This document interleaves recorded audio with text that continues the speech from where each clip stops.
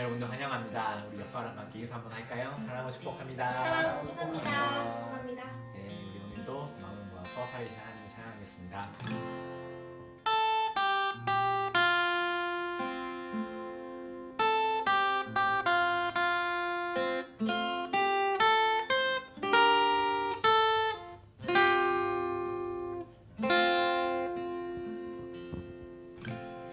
나는 하나님을 예배하는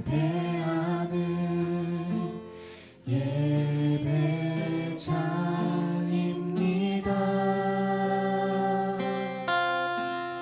내가 서 있는 곳 어디서나 하나님을 예배합니다. 내 영혼 거룩한 은혜를 향하여 내 마음 완전한 하나님 향하여 이곳에서 바로 이 시간 하나님을 예배합니다. 나는 하나님을 예배하는 예배자입니다. 내가 서 있는 곳 어디서나 하나님을 예배합니다. 내 영혼 거룩한 은혜를 향하여 내 마음 완전한 하나님 향하여 이곳에서 바로 이 시간 하나님을 예배합니다.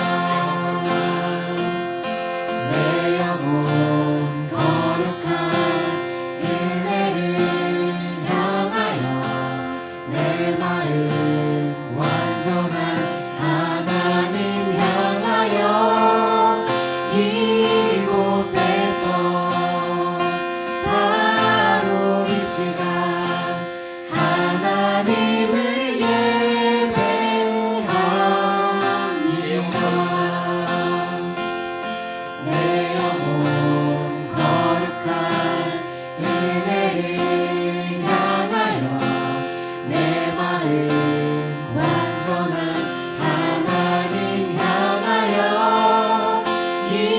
이곳에서 바로 이 시간 하나님을 예배합니다. 하나님을 예배합니다. 하나님을 예배합니다.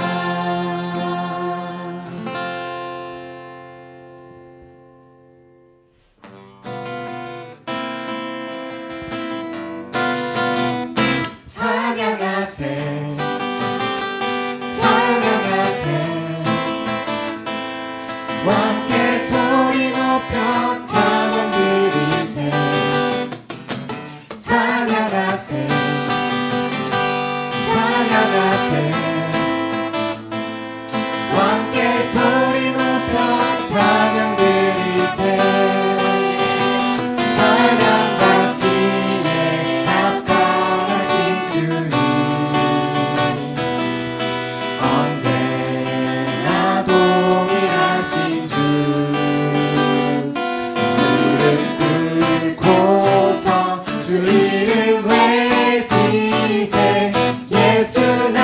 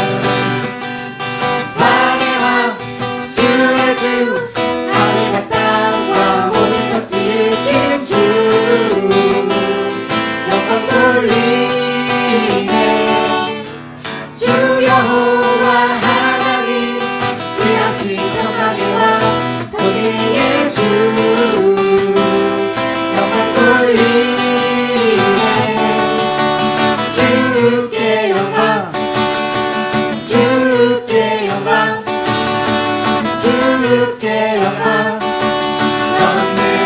전능하신 주께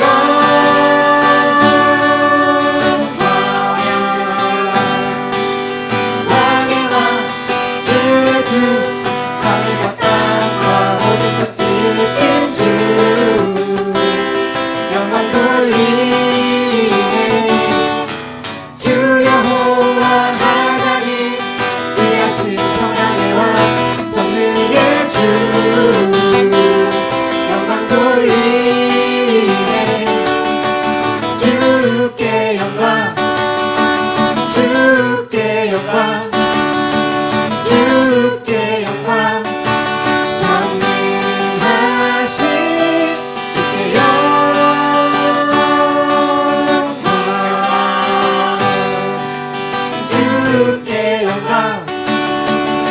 주께 영광 주께 영광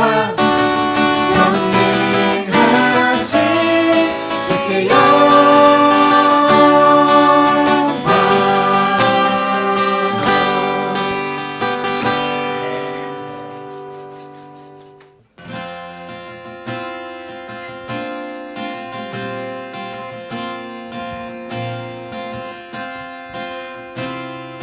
우리는 주의 움직이는 교회 이곳은 주님을 위한 자리 내가 기도하는 모든 땅 위에서 하나님 예배받은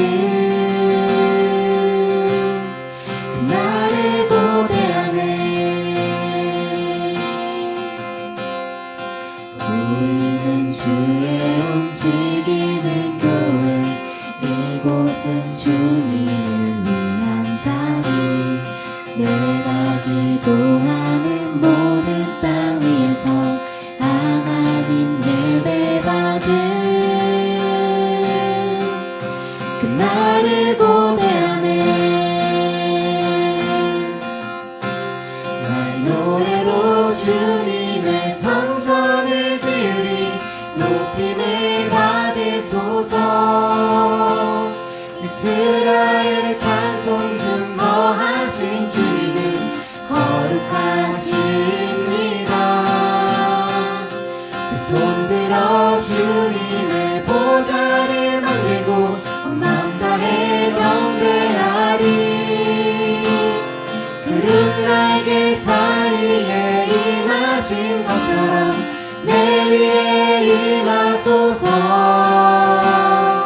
하나님 우리가 이곳에 섰으니 이 땅을 치유하소서 하나님 우리가 어디에 있든지 주를 높이리다 열방들아 주님을 송축할지어다 그 발 아래를 입맞추라 영원한 통치자 주 예수 그리스도 그는 위대하신 왕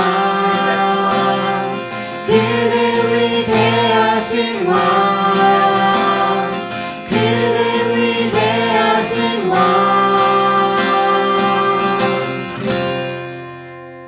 날 노래로 주님의 성전을 지으리 높임을 받으소서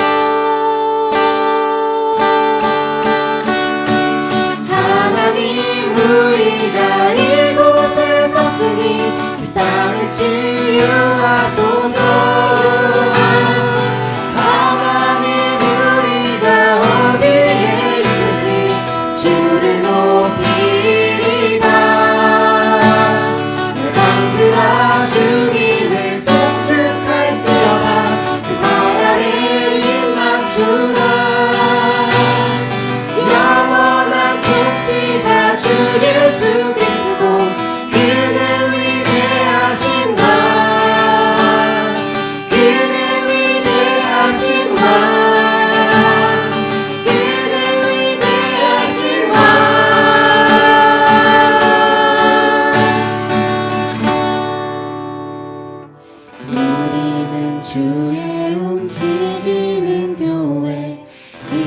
이곳은 주님을 위한 자리. 내가 기도하는 모든 땅 위에서 하나님 예배받는 그날을 고대하네.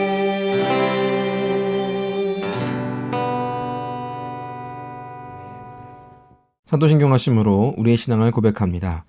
전능하사 천지를 만드신 하나님 아버지를 내가 믿사오며 그 외아들 우리 주 예수 그리스도를 믿사오니 이는 성령으로 잉태하사 동정녀 마리아에게서 나시고 본디오 빌라도에게 고난을 받으사 십자가에 못 박혀 죽으시고 장사한 지 사흘 만에 죽은 자 가운데서 다시 살아나시며 하늘에 오르사 전능하신 하나님 우편에 앉아 계시다가 저리로서 산 자와 죽은 자를 심판하러 오시리라. 성령을 믿사오며 거룩한 공회와 성도가 서로 교통하는 것과 죄를 사하여 주시는 것과 몸이 다시 사는 것과 영원히 사는 것을 믿사옵나이다. 아멘. 다 같이 공동 기도문을 읽겠습니다. 코로나19 경고 조치가 2단계로 내려가게 하심 감사합니다. 모두가 안전하게 일상으로 돌아갈 수 있도록 하여 주시고 경제, 사회, 학교, 기업들이 회복되게 하시고 정상화가 될 수 있도록 하소서. 사회 구성원 모두가 섬김과 배려의 마음으로 서로를 대하게 하시고 위기의 때를 지혜롭게 넘길 수 있도록 은혜를 베풀어 주소서. 코로나19로부터 사회 경제적 취약계층을 보호하여 주시고 생활에 어려움을 당하지 않도록 하소서. 개인의 경건 생활이 위축되지 않게 하시고 각자의 자리에서 말씀을 붙들고 더욱 하나님과 가까이 하는 기회가 되게 하소서. 예배의 자리를 사모하게 하시고 우리의 연약함을 깨닫게 될수록 전능하신 하나님 앞에 더욱 간절히 엎드리는 성도들 되게 하소서. 모든 교우들의 생활과 삶을 주관하시고 걱정과 근심, 문제, 질병으로 고통당하는 교우들을 돌아보시고 회복시켜 주시고 치유하여 주소서. 예수님의 이름으로 기도드립니다. 아멘. 교회 소식을 알려드리겠습니다. 샬롬. 이 시간 영상으로 예배드리는 모든 분들을 사랑하고 축복합니다. 경고 레벨 2단계이지만 조금씩 일상으로 일터로 돌아가고 있습니다. 하지만 여전히 불안한 마음이죠. 생활 속 안전거리를 잘 유지하시고 건강과 또 안전에 특별히 주의하시기를 바랍니다. 교회는요, 정부 방침을 따를 것입니다. 모든 교우들께서는요, 교회를 위해서 계속해서 기도해 주시고요. 빠른 시일에 우리가 함께 만나서 예배할 수 있도록 기도해 주시면 감사하겠습니다. 온라인으로 헌금 이체하실 때는요, 코드란에 꼭 교회 헌금 코드를 적어주시고 레퍼런스에 날짜를 적어주시면 감사하겠습니다. 온라인 새벽 기도와 수요예배가 계속 진행됩니다. 새벽 기도는요, 화요일에서부터 금요일까지 오전 6시고요. 수요예배 수요일 저녁 7시 30분입니다. 주중 예배는요, 매 시간 라이브로 진행됩니다. 때문에 조금은 끊길 수가 있습니다. 유념해 주시고요. 함께 새벽과 수요예배 함께 하시는 저와 여러분 되시기를 축복합니다. 오늘 함께 보실 말씀은 사도행전 2장 36절에서 41절 말씀입니다. 그런즉 이스라엘 온 집은 확실히 알지니 너희가 십자가에 못 박은 이 예수를 하나님이 주와 그리스도가 되게 하셨느니라 하니라. 그들이 이 말을 듣고 마음에 찔려 베드로와 다른 사도들에게 물어 이르되 형제들아 우리가 어찌할꼬 하거늘. 베드로가 이르되 너희가 회개하여 각각 예수 그리스도의 이름으로 세례를 받고 죄사함을 받으라. 그리하면 성령의 선물을 받으리니 약속은 너희와 너희 자녀와 모든 먼데 사람 곧 주 우리 하나님이 얼마든지 부르시는 자들에게 하신 것이라 하고 또 여러 말로 확증하며 권하여 이르되 너희가 이 패역한 세대에서 구원을 받으라 하니 그 말을 받은 사람들은 세례를 받음에 이날의 신도의 수가 3,000이나 더하더라.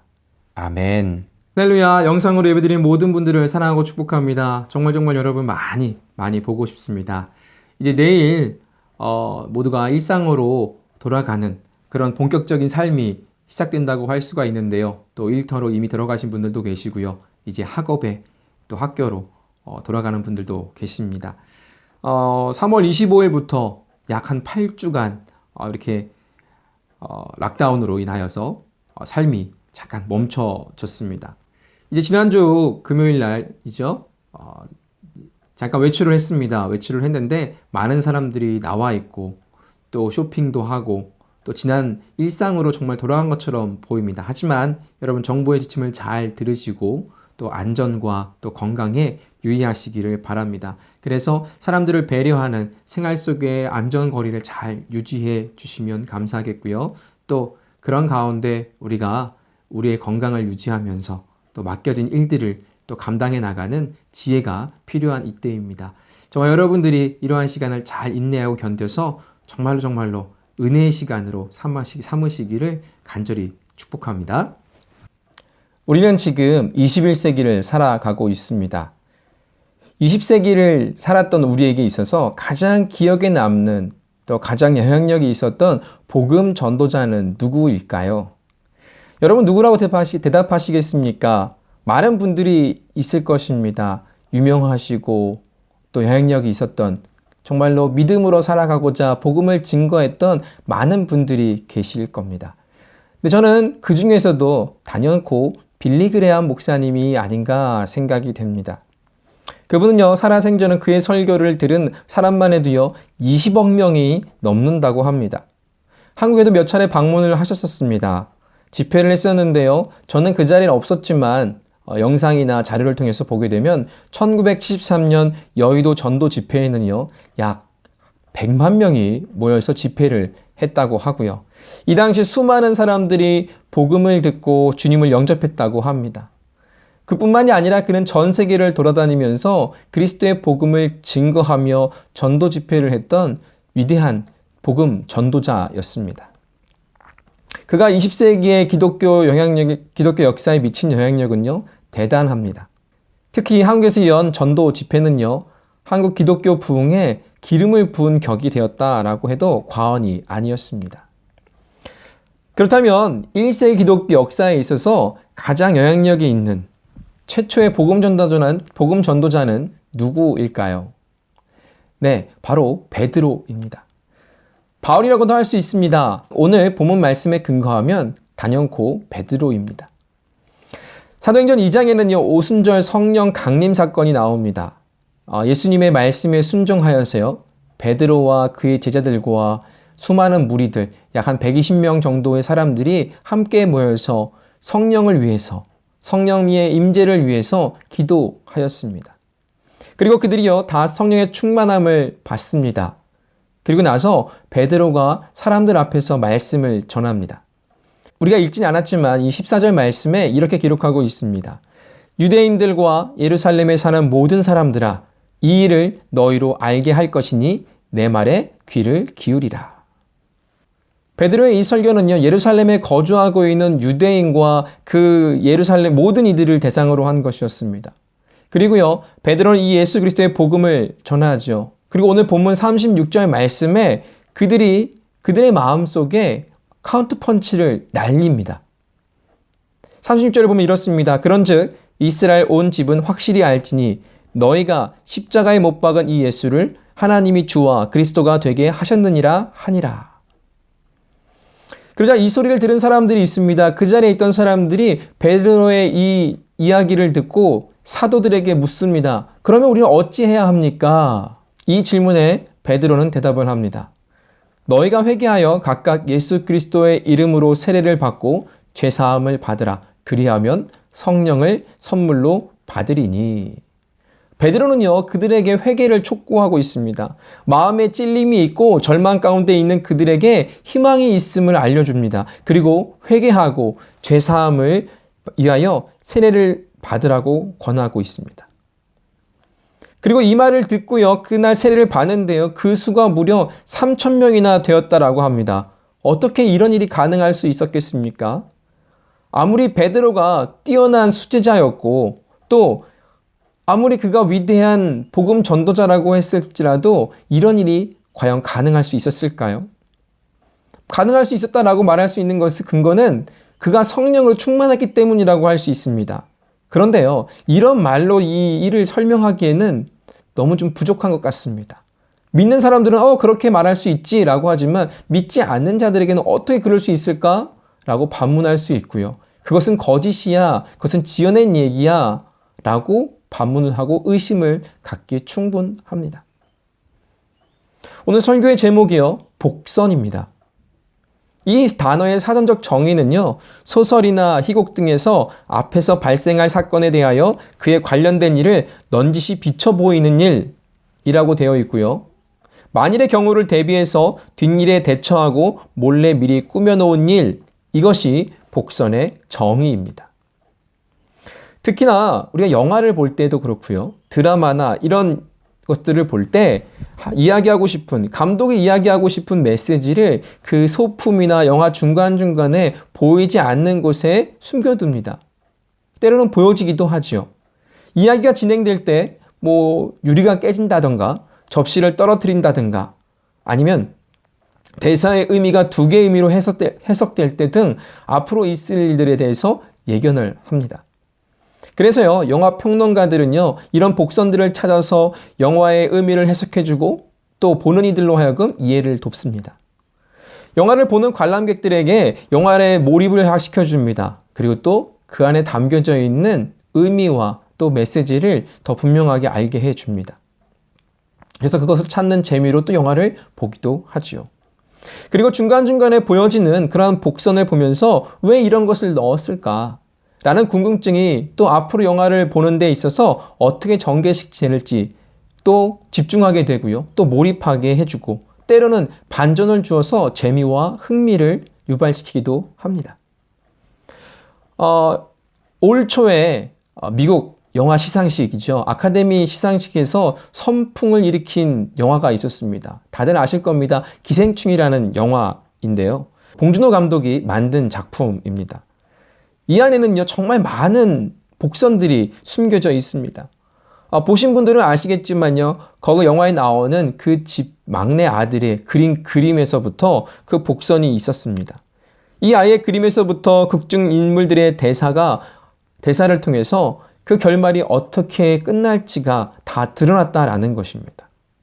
특히 살인이 일어나기 전에는요, 공을 던져서 유리창이 깨지는 장면이 나옵니다. 그런데 이것은요, 이 봉준호 감독이 이 작품에서 뿐만이 아니라 이 전작이었던 마더라는 영화에서 주인공이 골프공을 던집니다. 무심코 던진 그 공이 유리창에 깨지지요. 그리고 그것이 살인을 암시하였다라고 합니다. 감독은 영화를 만들어 가면서요, 생뚱맞게 사건을 전개시키지 않습니다. 그러면 영화의 몰입도가 깨지고 극본의 완성도가 떨어집니다.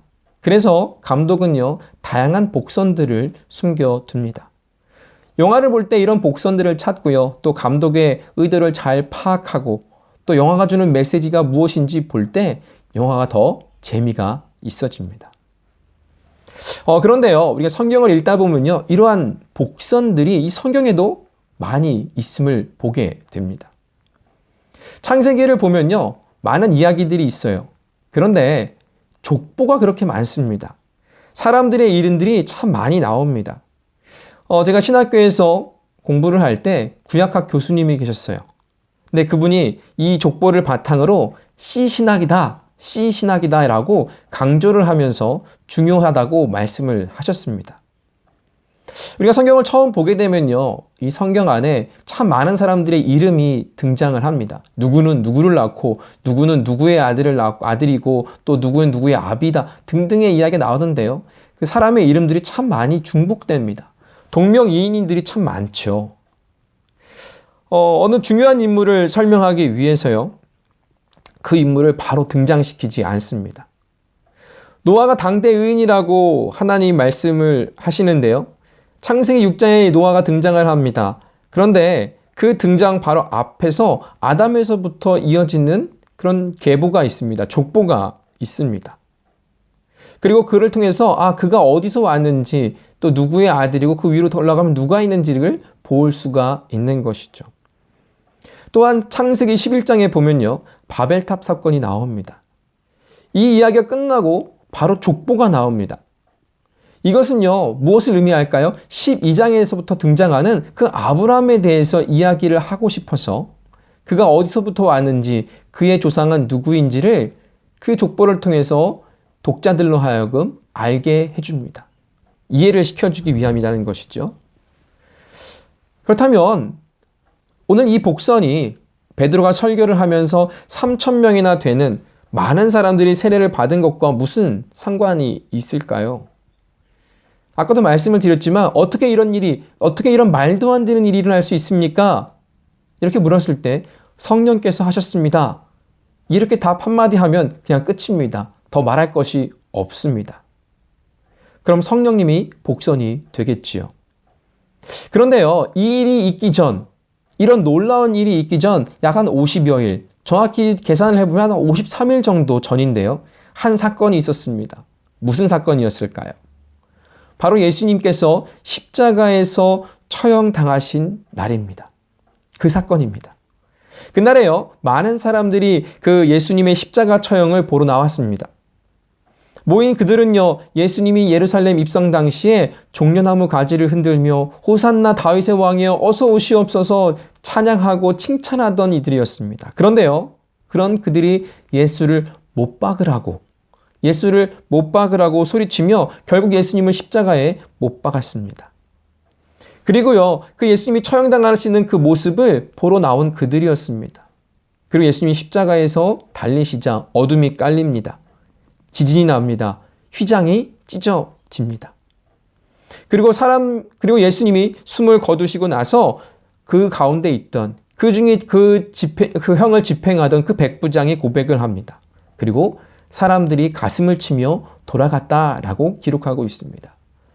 이 이야기는요, 누가복음 23장 47절에서 48절 말씀에 나오는 말씀인데요. 백부장이 그 된 일을 보고 하나님께 영광을 돌려 이르되 이 사람이 정령 의인이었도다 하고 이를 구경하러 모인 무리도 그 된 일을 보고 다 가슴을 치며 돌아가고. 아멘. 지금 백부장이 이 사람은 정령 의인이었다 이렇게 고백합니다. 이 백부장이 누굴까요? 바로 고넬료입니다. 그는요, 예수님의 마지막 모습을 통해서 그 마음에 감동이 있었고 마음에 그 돌이킴이 있었다라는 것입니다. 그런 그가요, 예수님의 처형과 운명하시는 모습을 통해서 그가 진정한 메시아임을 알게 되었습니다. 그리고 사도행전 10장에 가서 베드로를 청하여 세례를 받게 되죠. 그리고 그 자리에 있던 무리들, 그들도 예수님의 참혹한 형 집행 과정을 보고 두려움과 양심의 가책을 느끼며 돌아갔습니다.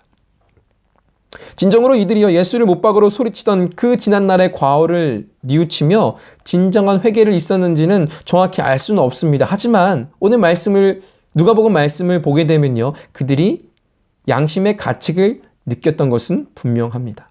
가슴을 치고 돌아갔다. 그래서 누가는 그렇게 기록을 했습니다. 이들에게요, 시간이 지나고 오순절 성령 사건을 경험한 베드로가 예루살렘에서 너희가 법 없는 자들의 손을 빌어 못 박아 죽였다 이렇게 설교할 때 그들은요, 그때의 일, 그 과거에 53일 전에 있었던 그 일들이 떠올랐던 것이죠. 그래서 물어보는 거예요. 너희들이 죽였다라고 하니까 그럼 우리 이제 어떻게 하면 됩니까? 라고 지금 그 백성들, 그 무리들이 베드로에게 묻고 있는 것입니다. 그리고 베드로는요, 그들에게 회개의 길로 돌아서고 세례를 받고 죄사함을 얻으라고 말씀하고 있는 것입니다. 양심의 가책을 느끼고 그들이 한 행동에 대한 죄책감으로 그들은 절망한 그들에게 베드로는요, 이 말을 통해서 죄사함을 얻으라는 이 말을 통해서 그들에게 소망을 준 것이었습니다. 지난날의 과오를 씻을 수 있는 방법을 알게 해준 것입니다. 그래서 그들이 그 자리에서 세례를 받게 된 것입니다. 하나님의 일은요, 그냥이 없습니다. 앞뒤 잘라먹고 성령께서 하셨습니다. 전지전능하신 하나님이 다 하셨습니다. 이렇게 막무가내로 일하시거나 역사하시지 않는다라는 것입니다. 계획적인 하나님이시죠. 분명히 섭리가 있으신 분이십니다. 그의 섭리를 하나님의 뜻대로 이루실 때 우리가 이해할 수 있도록 하나님께서는 경험토록 하십니다. 제가요, 이 뉴질랜드에 2015년 5월에 왔습니다. 그때부터 지금까지 이 크라이스처치에서 사역을 하고 있는데요. 사람들이 묻습니다. 어떻게 왔습니까? 이렇게 묻죠. 이것은 비단 저에게만 하는 질문이 아니라요. 저 또한 이곳에 오는 많은 젊은이들이나 많은 분들에게 어떻게 이곳까지 오셨습니까? 이렇게 묻습니다. 이 말은 왜 이렇게 작은 나라, 이 변두리 같은 이 나라로 오게 되었습니까? 무엇이 좋아서 왔습니까? 뭐 이런 질문도 그 안에 담겨져 있습니다. 왜냐하면 이 옆에 큰 나라가 있지 않습니까? 호주라는 큰 나라에 비하면 작은 나라일 수밖에 없습니다. 그런데 여기 오신 분들은요, 저를 포함해서 이 영상으로 예배드리시는 모든 분들, 또 계기가 있었고 이유가 있었습니다. 한번 여행을 왔더니 너무 좋아서 살고 싶은 마음이 들어서 오게 되었습니다. 이런 말도 하시고요. 또 자연 환경이 좋기 때문에 뭐 교육을 위해서 이렇게 왔습니다. 뭐 등등 여러 가지 이유가 있을 것입니다. 그러면서 다들 이야기하시는 것이 하나님께서 인도하셨습니다. 이렇게 말을 하죠.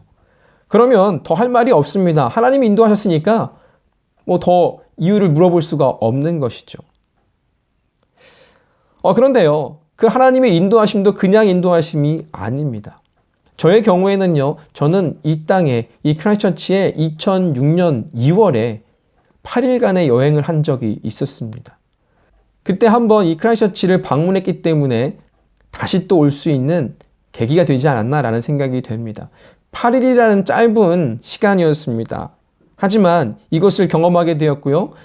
지난 사역지인 세수모항교회에 한번 예배를 드리게 되었습니다. 아마 그것이 계기가 되어서 또 그곳에서 사역을 하고 또 지금 이 로고스 교회까지 오게 된 것입니다. 하나님께서는요, 저희 삶 속에서 그렇게 여러 가지 일들에 대해서 복선을 숨겨두시고 저를 인도하셨습니다. 그런데요, 그 당시에는요, 제가 이곳에 올 것이라고 생각도 못했습니다. 그래, 이제 언제 내가 다시 한번 오겠어? 라는 그런 마음에 처음으로 밟았던 이곳. 근데 지금은 이곳에서 살게 되었다라는 것입니다.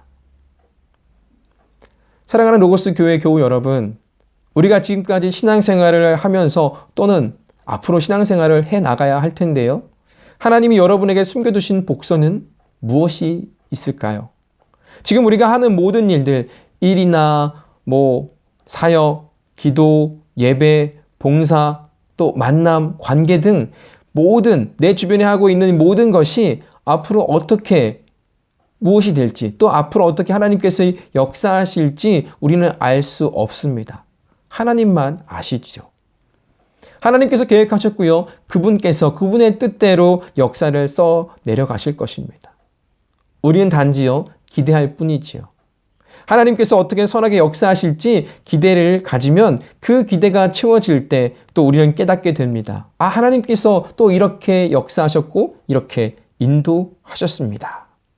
그리고 이때를 위해서 그때 나에게 이렇게 하셨구나 라는 것을 깨닫습니다. 또 그러면 우리는요, 하나님의 섭리를 경험하게 됩니다.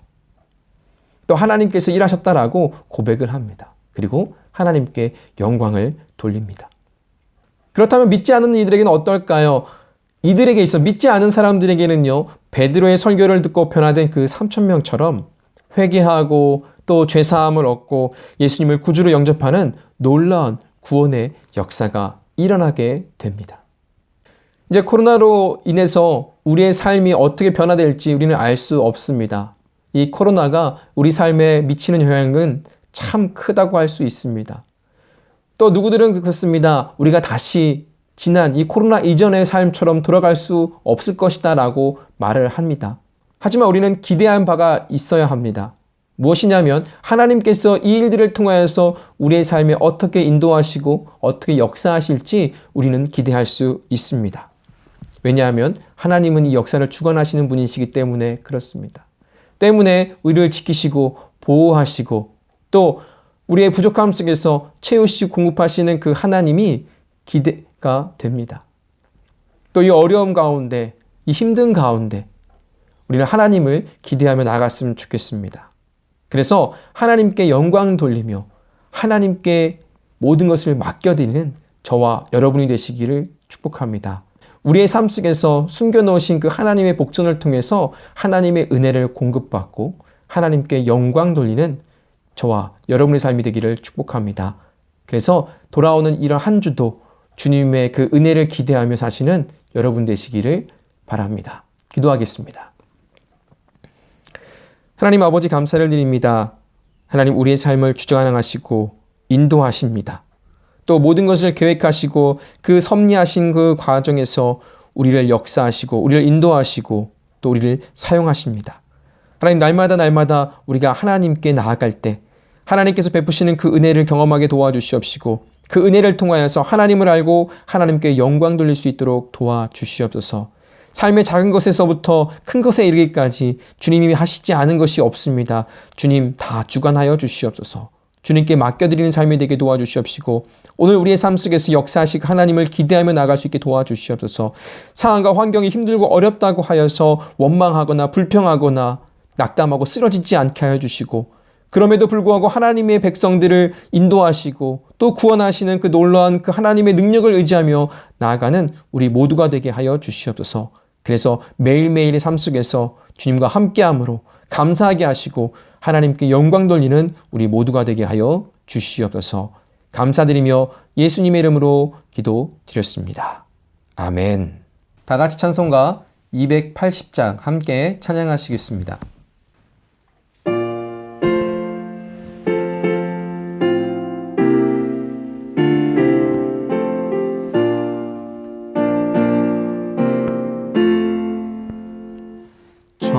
전부여 의지 없어서 손 들고 옵니다. 주 나를 외면하시면 나 어디 가리까. 내 죄를 씻기 위하여 피 흘려 주시니 곧 되게 하는 마음으로 주 앞에 옵니다. 전부터 계신 주께서 영죽을 죄인을 보혈로 구해 주시니 그 사랑 한없네. 내 죄를 씻기 위하여 피 흘려 주시니 곧 되게 하는 마음으로 주 앞에 옵니다.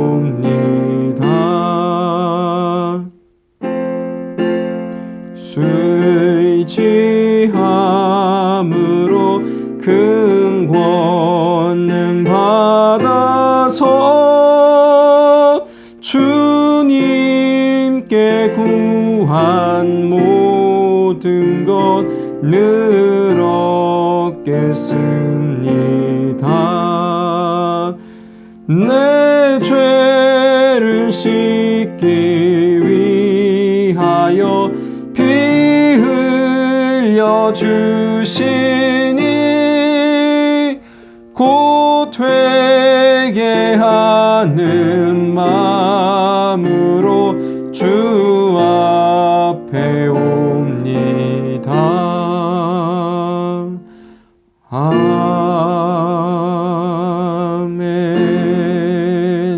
아멘. 다 같이 기도하시겠습니다. 사랑과 은혜가 풍성하신 아버지 하나님 감사합니다. 지난 한 주도 주님의 은혜로 살았습니다. 그 은혜로 매일매일 우리의 삶을 인도하여 주시고 채우시고 보호하여 주셔서 감사합니다. 오늘도 이렇게 영상으로 예배를 드립니다. 빨리 이 사태가 종결되고 안정화되게 하여 주셔서 우리가 다시 한자리에 모여서 얼굴을 보며 한 마음으로 하나님께 예배할 수 있는 날이 빨리 올 수 있도록 주님 함께하여 주시옵소서. 그전까지는 우리의 각자의 자리에서 하나님을 더 열심히 예배하게 하시고 주님과 신실한 친밀한 교제하게 하여 주시옵소서. 또 일터에서 일을 하고 학교에서 공부를 하고 일상으로 돌아가는 이들이 있습니다. 우리 모든 교우들의 안전을 지켜주시고 건강을 함께하여 주시옵시며 주관하여 주시옵소서. 또 이 시간 감사하며 예물을 올려드립니다. 정성껏 드리는 손길들을 기억하여 주시고 모자란 것 채우시고 필요한 것 공급하여 주시옵소서. 우리의 삶을 인도하시고 주관하시는 주님, 날마다 주님으로 인하여 풍성한 하나님의 은혜를 받는 우리 모두가 되게 하여 주시옵소서. 여호와는 내게 복을 주시고 너를 지키시기를 원하며 여호와는 그의 얼굴을 내게 비추사 은혜 베푸시기를 원하며 여호와는 그 얼굴을 내게로 향하여 드사 평강 주시기를 원하노라. 이제는 우리 주 예수 그리스도의 은혜와 아버지 하나님의 놀라우신 사랑과 보혜사 성령님의 내 안에 충만하심이 주님의 계획과 섭리 속에 나의 죄를 사하여 주시고 구원하여 주심을 감사하며 또 앞으로 역사하실 그 하나님의 은혜를 기대하는 로고스 공동체 한 사람 한 사람 머리 위에 그들의 가정과 자녀와 기업과 생업과 학업 위에 이제로부터 영원까지 함께 하시기를 간절히 축복하옵나이다. 아멘. 감사합니다. 이것으로 주일 예배를 마쳤습니다. 새롭게 시작한 한 주도 주 안에서 승리하시고요. 또 일상으로 돌아가는 가운데 하나님의 은혜가 넘쳐나시고 또 안전과 건강하니 잘 지내시기를 바랍니다. 여러분 사랑합니다. 축복합니다. 보고 싶습니다. 감사합니다.